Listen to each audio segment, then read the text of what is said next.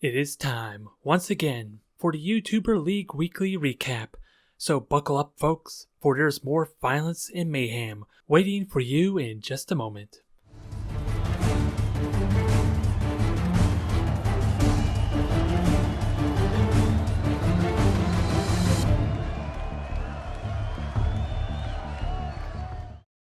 Welcome back, everyone.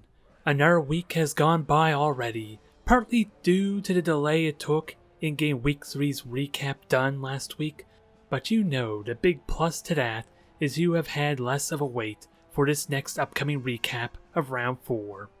As now the teams who have stayed alive to this point are getting their big heavy hitters, their extra reserve players, or their specialist players that were just too expensive to afford initially. The tension is building as we get near the end of the first portion of the season. So let's get into our matches and see how everything turned out.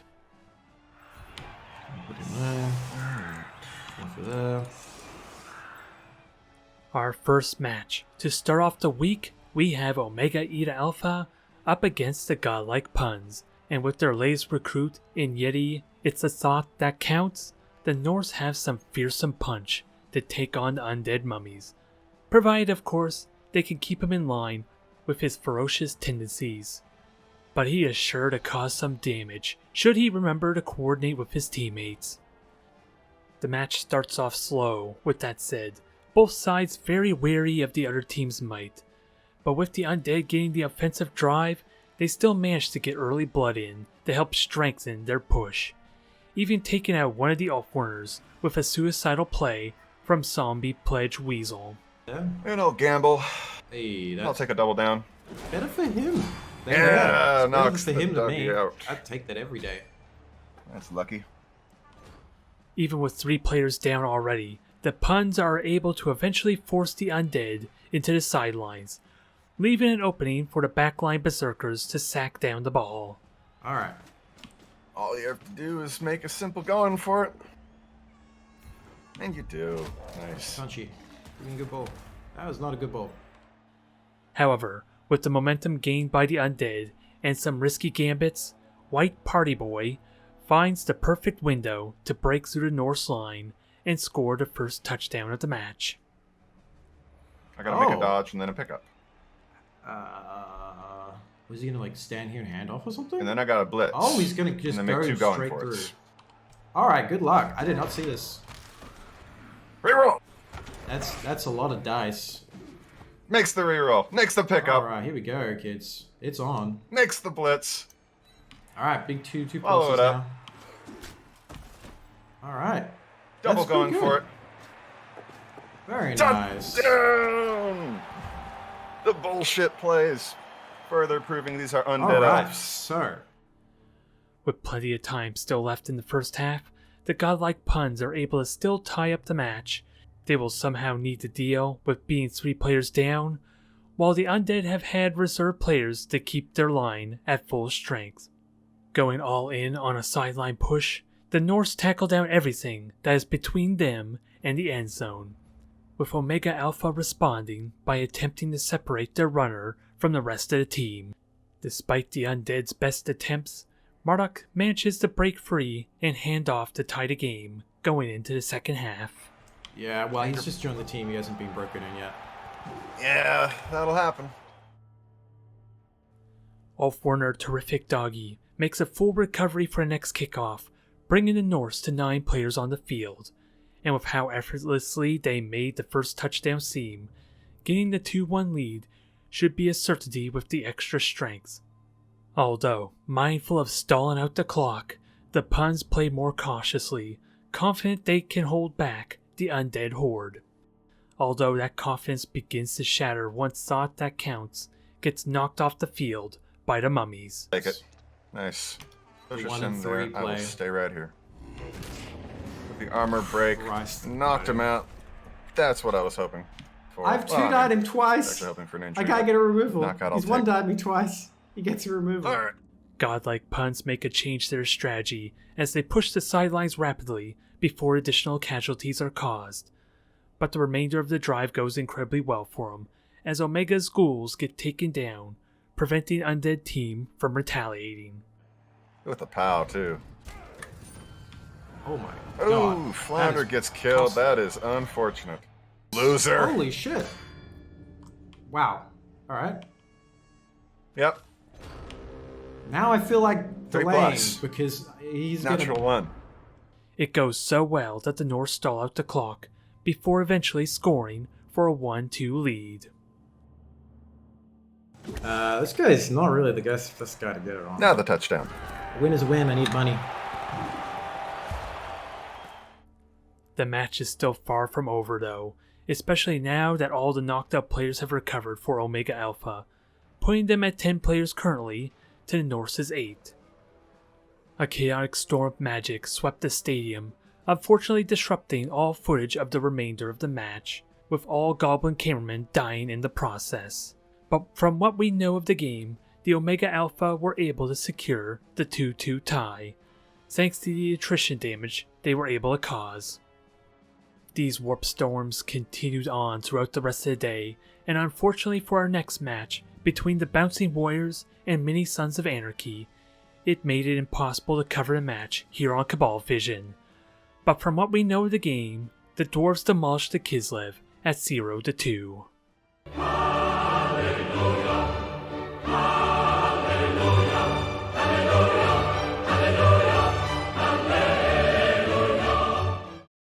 With that said, it is time to move on to match number 3 with the Fragile Bloodmarks going up against the Nuclear Winters.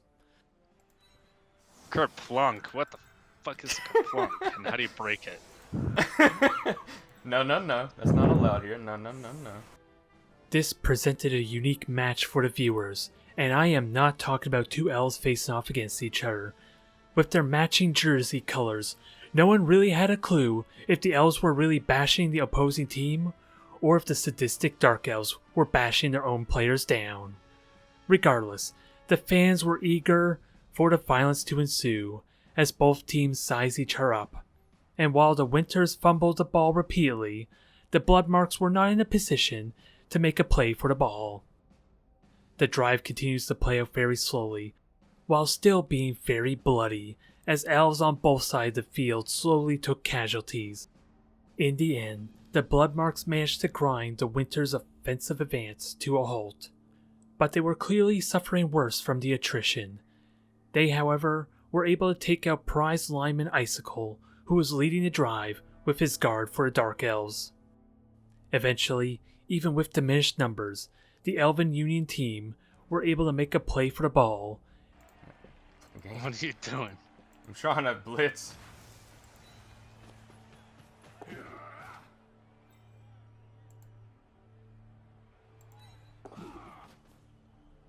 Got built-in dodge. Yeah, this guy has dodge. Pretty happy with that. Yeah.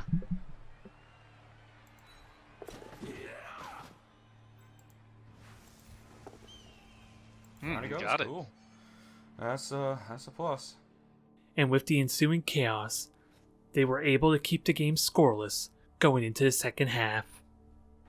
You're gonna see my luck. He's gonna fail to catch it. Oh, you said it.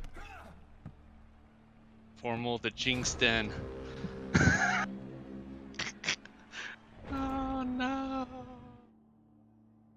Thanks to recoveries after a very brutal game so far, the Bloodmarks are only down 2 players compared to the Winters, presenting a very good opportunity to take the lead in the match.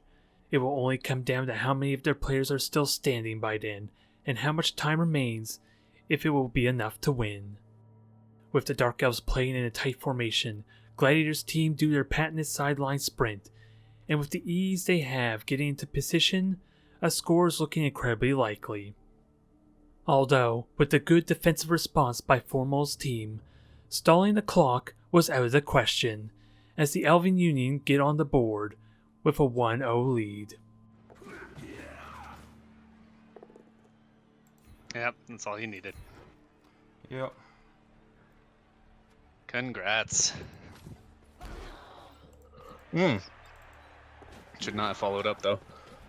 I didn't know if I had the movement or not, so I don't want to make sure. It's both of them's 2+, and that one has a built-in reroll, so. Yeah, that's fair. Now down only one player thanks to recoveries, the Elven Union are still very much in a position to stall out for the win. But the missing players still create holes in their formation, which will make it a very easy job for the Dark Elves to punch through should they choose to. We see more of the slow grind as Nuclear Winters bide their time, waiting for the fragile armor of the Bloodmarks to fail them. Try as they might, the Elven Union weren't able to pressure the ball, and with their team eventually surrounded and dwindling in number, the Dark Elves managed to tie it out in the end, 1-1. Nuffle hates me. I failed this dodge. Alright, GG. GG, it's a tie. He didn't lose. No, I didn't lose. I just got hurt so much. This is the longest I've ever taken doing a lineup because I'm just so used to being just going for it. Match 4 is the Outworn Ideas going up against the Greatest Cage, and as always, everyone is eager to see what the werewolves can sink their claws into for this match, as the Khemri have yet to get any true heavy hitters in for their roster.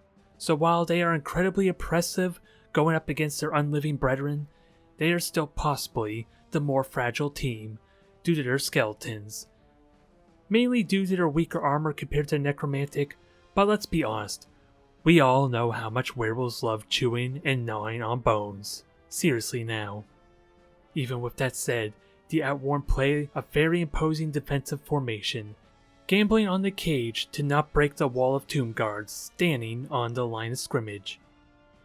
This strategy works flawlessly, for the perfect defense the Khemri took immediately on kickoff only strengthened their line, while the drooling Gone in 60 seconds dove recklessly into the Khemri, and even with his increased strength, was quickly restrained and pinned down by the skeletons.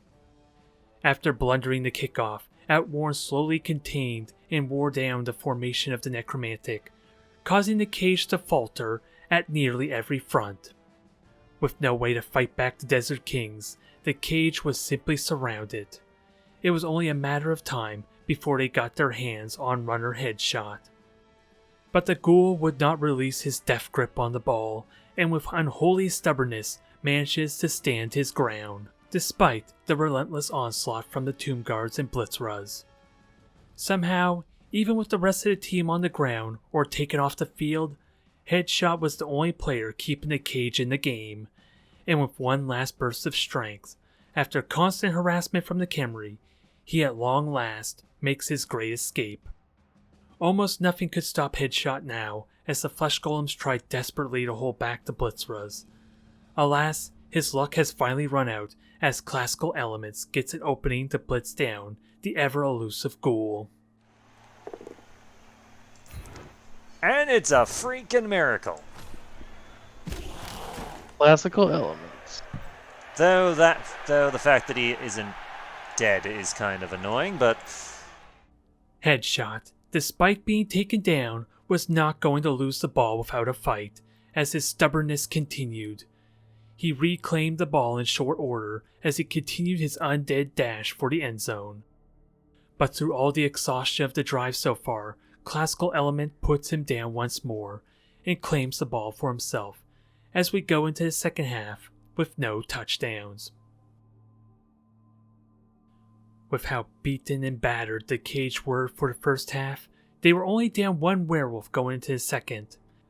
And with the Necromantic also pulling a perfect defensive formation on the Khemri, they aimed to wedge an opening to the ball.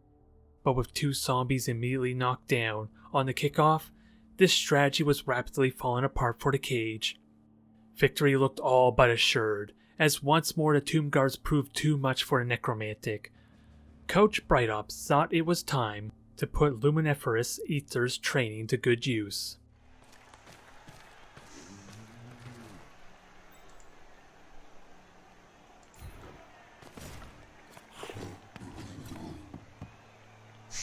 Oh, that's what you meant. I thought you were talking about who was gonna injure who.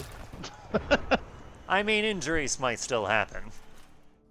Caught unprepared with the spotlight, or perhaps somehow the pressure had gotten the Aether, he fumbles the ball, leaving it wide open for the Necromantic to claim. The Sorcerer's Apprentice grabs the ball immediately, and with their line still somehow intact, the ambitious werewolf tears towards the end zone at breakneck speed. Afraid of getting sacked, however, he throws it over to Headshot, who was already waiting down the field. But before he could secure the ball and score, the Khemri were already on top of him, proving you should never underestimate how quickly the Outworn could be.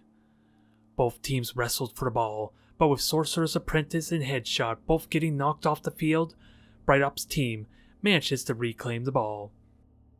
Despite how quick the Khemri were to block off the Necromantic, it took the rest of the match before the American dream was realized, as Khemri finally put an end to this dramatic match with a 1-0 victory. Congrats. Yeah, basically just ran it all the way up the field. Completely uncontested.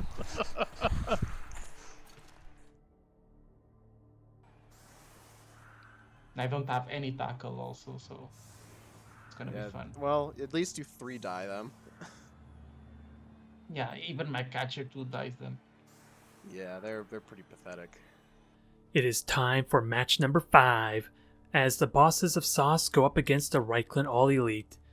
This time around, the Ogre team is going to be bringing in a special treat for this match. Since the All Elite have been doing so well already in the season, it allowed the recruitment of a 5th mercenary Ogre, a well-trained one at that, as we're going to be seeing 2 piling on behemoths rampaging through the field. It is truly a sight to behold for the first half of the match, although the Ogres get a little too rambunctious, as an open window in the formation allows Orange Cassidy to make an early sprint through the line of scrimmage. But this opening was merely a trap for the humans, for the isolated Cassidy just allowed Barbecue to make a bold blitz on the ambitious runner, securing the ball in the process. Nice. Ooh, all stuff I love to see going on right now. No. Barbecue, you god! Really? It was short-lived, however, for the humans had brought an Ogre of their own, and despite him trying to blend in with his peers, he was clearly playing for Reichland. They recovered the ball quickly, a feat that very rarely can be said when sacking the ball from the grasp of a big guy, as they try to make a play for the sidelines. Just like before, this merely played into the Sauce's hands, as the noose tightened around their cage by a nearly endless tide of big guys. The Ogres showed unusual patience, for after long minutes had passed, they were finally able to surf Brian Danielson off the field with the ball. Despite how well everything had gone for the bosses so far, they alas were poorly positioned to take advantage of the ball's placement to score a goal before the end of the first half, even with the aid of their journeyman Snotling, who wasn't fast enough to reach the end zone in time. Going into the second half, despite the Sauces taking 5 players off the field at this point, the humans are only down 1 player for the kickoff, thanks to recoveries from the knockouts. This gives the Ogres no real advantage, especially when the fans make a timely invasion onto the pitch. Oh, what the fuck? Oh, dear god. Oh, snap. And you got it on What the the- first. Both teams are hit hard, and it prompts Blancau's team to try and charge very aggressively up into the Reichland side of the pitch. However, with players already down, the cage is left incomplete, just long enough for the humans to make claim to the ball with an easy sack and grab. After handing the ball off to CM Punk, the infamous Blitzer with unnatural strength makes a getaway and successfully stalls out the match before securing the 1-0 lead. But not before Ketchup reminds the crowd of what he's capable of. No, Ketchup. Bad Ogre. Catch up 1 second level. Bad Ogre. Okay. He's just leveled up. Is this gonna be another Adam Cole? Let's find out. Don't you dare. I want that SPP. Yeah! It's just badly hurt. This is not bad, but he leveled up. Congratulations. Ketchup just back to back murders the Blitzers in the last turn. No, that's how you level up. I was so afraid that was going to be a stat down or something. God damn, I can't trust anything in it here. Okay, GG. GG. This That was was a just fun one. Such Man. a stressful and fun game at the same time. Ogres are so fun when you're not hard countered, actually. Like, now that I'm going against some, like, strength 3 teams that don't all have dodge, it's so much more enjoyable. Now it is time for match 6, with the Cursed Sufferers versus the Slaaneshi Elves. With the head coach still away to indulge in the Slaaneshi way of life, it fell to the assistant coaches to once again get what Romkey paid for. And what bargain already it was last week, with the Elves winning against the Amazons, a matchup that by all rights was a very uphill battle for them. But will they be able to do it again versus the Dwarves? Unlike the match versus the Amazons, the first half starts off poorly for the followers of Slaanesh, as early casualties on the kickoff rapidly weaken their defensive drive. Despite the casualties, they are able to put pressure on Beast, hoping for the ball carrier to leave himself vulnerable for a sack. The gambit pays off, and with the Hobgoblins isolated, they make a scramble to grab the ball. Oedipus is able to counter the play, but the skirmish continues for some time as the possession of the ball turns repeatedly. Ultimately, the Dwarves win the war of attrition as Dalinar is able to grab the ball to give the Dwarves a 1-0 lead.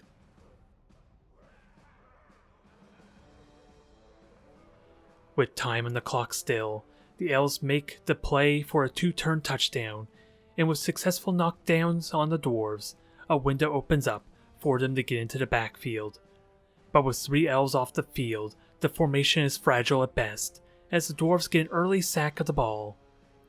One good scatter thankfully was all Pice needed to tie up the game, after a blitz from Fornus to free him up.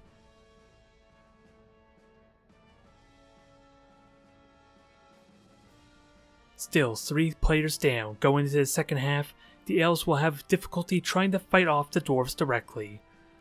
They push back the Dwarves without issue, but the lack of players allow Dalinar to make a break towards Nettor. In desperation, Nettor passes the ball up the field, and the Elves manage to set up a screen in the back line of the field. It only briefly halts the Dwarfs' advance, as Pice is forced into an early touchdown. It is still early into the second half, allowing the Sufferers to tie up the game while punching some more Elves as a bonus. It thankfully isn't nearly as brutal a game for the Slaaneshi followers, as they are able to take the punches being thrown at them. But with another window opening up, they try their hand at making a blitz for the ball and stalling out the game. They succeed in causing a massive scramble for the ball, although at the cost of nearly having their entire team surrounded. This is one of the few times the added armor of the High Elves truly is a lifesaver, as they avoid further injuries on the team, and after managing to successfully secure the ball, they deny the Sufferers a tie game, as they are able to stall out the clock with the ball. I mean, that's, right, let's see, how am I going to do this, because I am in a bit of a pickle, because, well, I am facing Amazons, and Amazons, it's not a great matchup. Match 7 pits the Leg Lickers up against the Jailhouse Rockers. With both teams battered and beaten already from the previous matches, who knows what will happen in this exchange, as both teams set up their players. Although, the Amazons are still a very strong team going into this game, with the guard players they've managed to retain despite the short careers they normally tend to have. And the Leg Lickers know this fact well, as they are content to just holding back with the ball while they bruise up the Line Rats and Goblins. Early casualties work out amazingly early on, as the ladies slowly edge on forward, with the Underworld players staying contained near the middle of the pitch. Although, you must always keep your eyes on the sneaky Goblins, or else you just might get the ball sacked from you, as Juvenile simply blitzes through the screen and steals the ball from the leg lickers. Well, shit, he got him. Damn, son. Before Juvenile could get the ball safely up the field, the Amazons quickly strike the sneaky get down, securing the ball before rushing in for the touchdown. With time left on the clock before the end of the first half, an unusual deal is made between the coaches. That troll won't pick up the ball. That if the ball ever gets in the troll's hands, I won't even try to stop him from reaching the end zone. I'll let it happen. Okay, And you then. have my word on. This should be a lot. And you have my word word. ain't. And you have my word that I will long bomb this ball to first degree. Now let's see what happens. Whether such dealings are allowed during the match, or whether Caveman was trying to gamble for a bet he couldn't lose, it did not matter, for the referee on the sideline had fallen asleep to call out the teams. With the deal made, it all came down to a single throw. You only got to worry about is at least you know I ain't going to be doing any fouling. Yeah. With my players, at least. Okay. Here we go. This should be. I won't even try to intercept the ball. Oh. Oh. Oh, he passed the loaner. He got the ball. Wow. Holy wow. I will be a man of my word. I will not attempt to stop you to get him into the end zone. With First Degree somehow aware enough to catch the ball, he runs on towards the end zone with Goblin in tow. However, the dirty cheating gits weren't the Goblins this time around, as the Amazons make an attempt to hinder the Trolls' run down the field. Whoop. Now.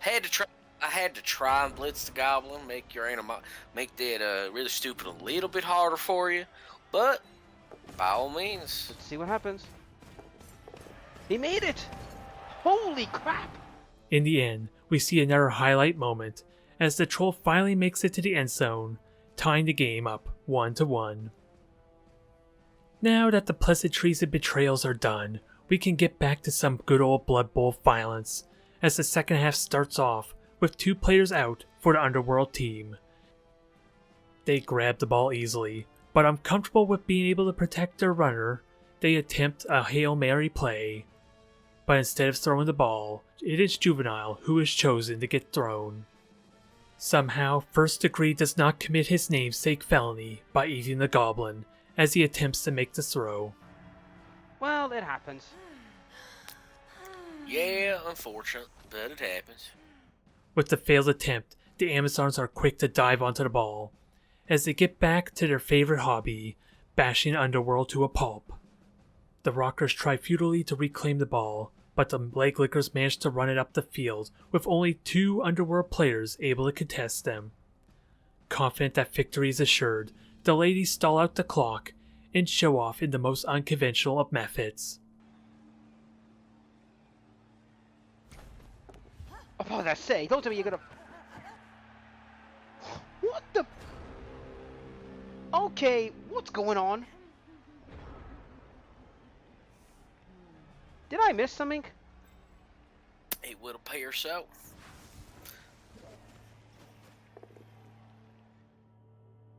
Their overconfidence eventually gets the better of them, as Violent makes several desperate plays on their runner.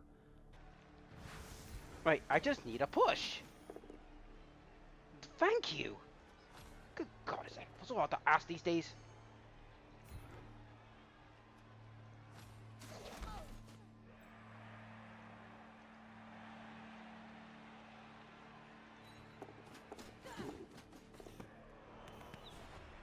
Now that was nutty. Like I said, what choice do I have?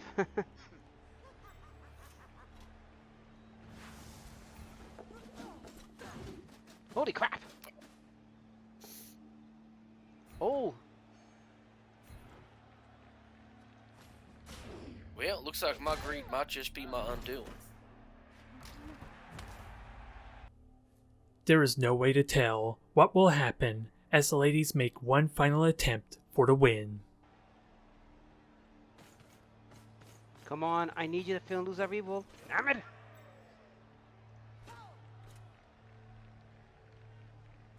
Come on, I need you to fail. Yes, that's all I needed. That puts you in the bad place.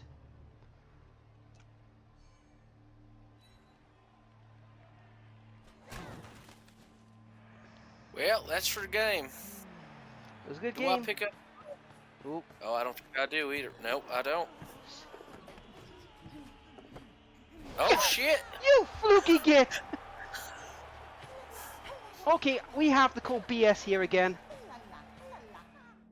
Now, lastly, we have our final match for the week, with Fluffy Orcs versus How Not to Contain Lizards.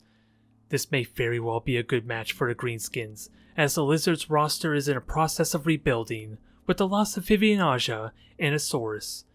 However, we see a completely different side to the Lizards, as they take a very different approach to this match. With a blitz maneuver, they go all in for the ball, hoping the sheer number of skinks overwhelms the Orcs' formation.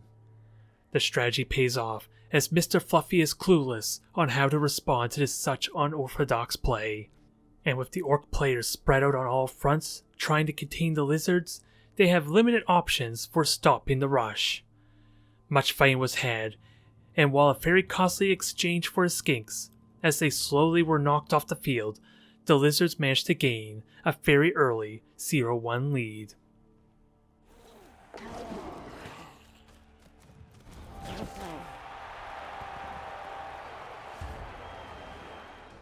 The next kickoff starts off very uneventfully, as the players were more inclined to knock themselves down, for reasons that only Nuffle would know, as they try to secure control of the line of scrimmage.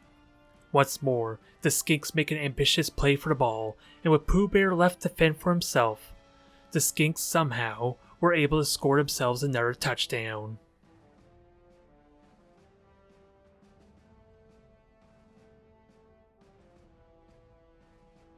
It wasn't until the third kickoff, where the non-fluffy Orcs were able to have control of the game at long last, but with the remaining time, they were unable to take advantage of their position to get on the board before the end of the first half.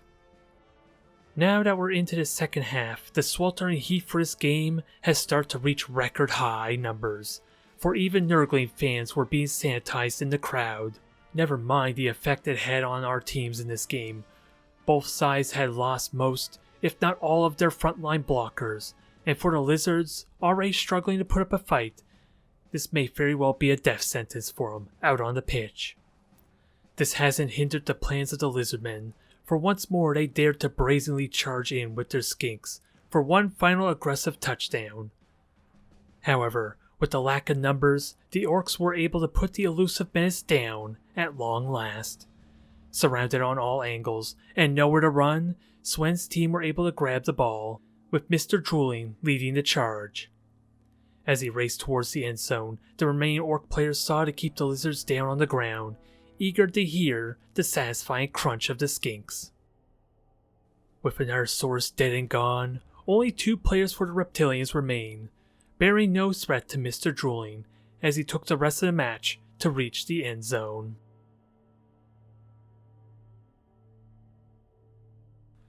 That, once again, brings an end to this week's recap, and surprisingly, somehow, our top 3 teams from last week have not budged at all, and we still have the Reichland All-Elite, How Not to Contain Lizards, and the Godlike Puns still sitting comfortably in the top 3 spots, with 4 wins for the Humans and Lizards, and 2 wins, 2 ties for the Norse. We will have to see if they keep their spots as we look at round number 5 of the matchups, starting with Nuclear Winters going up against Omega Eta Alpha. With Block on Bluto the Mummy and Mighty Blow on Fanwild the White, all the ingredients are in place for minced, mashed, and slaughtered elves. Although the elves can still be a threat, with Blitzer Winter with Dodge and Mighty Blow on Blizzard to help create some openings in the lines, but even with a guard piece, you do not want to stand next to either of those mummies. Match 2 is the Greatest Cage versus Mini Sons of Anarchy. The dwarves are starting to get some real power now, as Chibs the Longbeard gains Mighty Blow, and Longbeard OP becoming a guard player. But you can never forget the elephant in the room now, that is Death Roller JT, who doesn't care if your werewolf is strength 4 or that your flesh golem is strength 5, he's going to murder you anyway. Will the werewolf strike the same fear to the dwarves as JT will to the necromantic? Match 3 is Reichland All Elite versus the Godlike Puns, and while both teams benefited greatly from their matches against the Bouncing Warriors, the All Elite have the numbers advantage with their reserve players and the armor to back it up. And let's not forget the star, that is CM Punk, backed up by now 2 guard players. Once he gets his Mighty Blow, even a Yeti will want to steer clear of him. But Malt is capable and cunning, and with 2 off-winners, he can quickly turn the tide with effective early surfing. Match 4 is the Slaaneshi Elves against the Bouncing Warriors. The Kislev might as well be dead at this point, okay? They're even going to be bashed down by elves, which is a fate far worse than death to some people. I don't think I need to say anything else. Match 5 is the Jailhouse Rockers versus the Fragile Bloodmarks. With the Rockers still struggling, even with their star goblins, breaking these elves is going to be tougher than you might think. But if First Degree can carry the team, like he did versus the Leglickers in round 4, then we'll get to enjoy some blood in this game. Match 6 is How Not to Contain Lizards versus Outworn Ideas. And this I can tell you should be a good match. Despite being down a source, and the Lizards having to resort to reviving Vivianaja through some strange unknown magic, these 2 coaches have a bit of a history with each other. There's sure to be something for the fans to watch, both on and off the pitch. Barring a missing Saurus, this should be as even a match as you could ask for. Match 7 is Fluffy Green versus the Bosses of Sauce, as the not so fluffy orcs finally have to pick on someone larger than them. Unless of course they decide to hunt down the Snotlings instead all game, which to be honest, wouldn't really surprise me. But now with their Ogre Mercenary Secret now a full member of the team after last game, they're going to have a hard time to squash those Snotlings. Now finally, match number 8 is the Leglickers versus the Cursed Suffering, and this is the matchup all Amazons dread. And with no reserve players to cover for injuries, this could potentially end the ladies' run in the season. Especially when the Chaos Dwarves finally have gotten their additional boost to power for their players, and a Minotaur to top it all off. Only their 3 guard players can save the Leglickers now. Thank you everyone once again for watching. We are nearly done with the first hurdle of the season, and after this upcoming week, things will start getting interesting, as we see how the teams start to shine from the generic starting teams they were before. Have a good night.